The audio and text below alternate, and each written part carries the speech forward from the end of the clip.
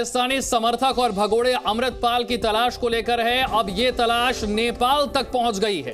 सूत्रों के मुताबिक टेक्निकल इनपुट के आधार पर 23 मार्च को अमृतपाल लखीमपुर खीरी में होने की खबर मिली थी और लखीमपुर खीरी से नेपाल बॉर्डर की दूरी कुछ घंटे की है, इसलिए आशंका जताई जा रही है कि वो नेपाल भाग सकता है। लिहाजा नेपाल में भी अब अमृतपाल की तलाश शुरू हो गई है। Intelligence agency, Punjab police, Delhi police, ये सभी मिलकर अब अमृतपाल को नेपाल में भी खोज रहे हैं।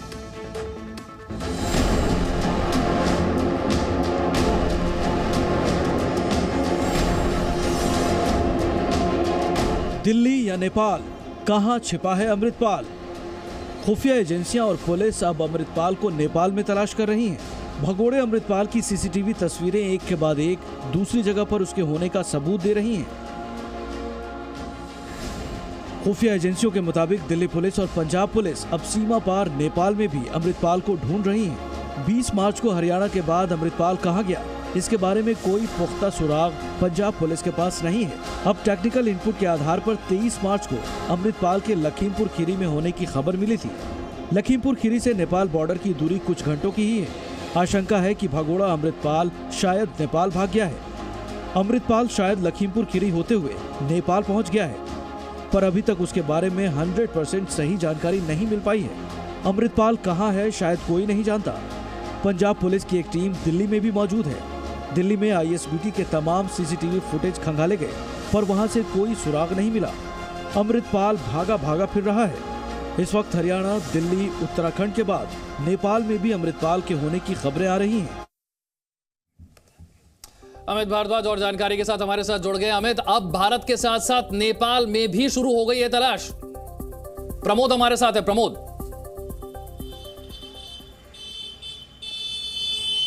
बिल्कुल विशाल, अमृतपाल की तलाश में न सिर्फ भारत के अंदर ही जो जांच एजेंसियां अमृतपाल की तलाश कर रही है, बल्कि नेपाल में भी इस तलाश का दायरा जो है वो फैल गया है।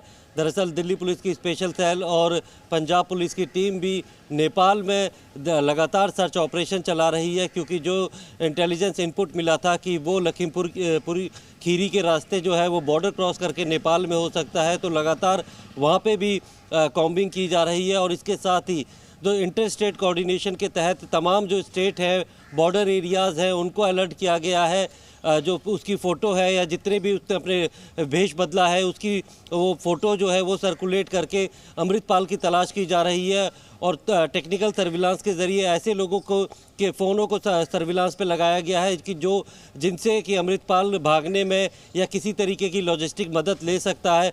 तो अमृतपाल की तलाश जो है वो अब सिर्फ पंजाब में सिमट कर ना रहकर जबकि कई राज्यों में हो गई है, जिसमें दिल्ली है, उत्तर प्रदेश है, हरियाणा है और नेपाल है। नेपाल में भी टीम बैठी हुई है, और क्योंकि ये लग रहा है कि भारत से वो कई ऐसे रास्ते हैं, चाहे वो उत्तराखंड का बॉर्डर हो या फिर यूपी का लखीमपुर खीरी के पास का बॉर्डर हो, वहाँ से वो बॉर्डर क्रॉस करके नेपाल में जाके वो छुप सकता है और वहाँ से कई विदेश भाग सकता है। तो इस आशंका को ध्यान में रखते हुए टीमें जो है वो नेपाल में भी है। और तब से खबरें सामने आ रही थी नेपाल, कनाडा या फिर ब्रिटेन जा सकता है ये, और नेपाल कनाडा जाने के लिए सबसे सेफ पैसेज होगा। तो जो ये सबूत अपने पीछे छोड़ता चला जा रहा है, उसी के आधार पर आगे की कार्रवाई हो रही है, या कोई पुख्ता जानकारी है अभी पुलिस के पास इसके नेपाल में होने की?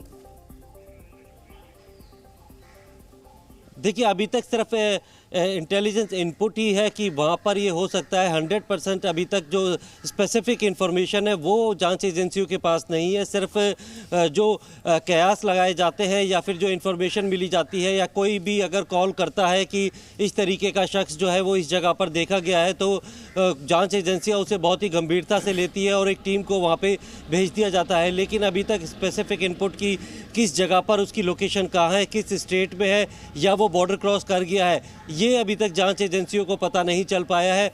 और साथ में जितने भी सोशल मीडिया अकाउंट अमृतपाल के हैं या उससे जुड़े हुए लोगों के हैं, उस पर खास तौर पे नज़र रखी जा रही है कि उस पर किस तरीके की एक्टिविटी हो रही है, किस तरीके का कोई उसका समर्थक पोस्ट कर रहा है। ट्रैक करने की कोशिश की जा रही है, लेकिन अब भारत के साथ साथ नेपाल में भी अमृतपाल की तलाश जो है वो शुरू की जा चुकी है। बहुत बहुत शुक्रिया प्रमोद इस जानकारी के लिए।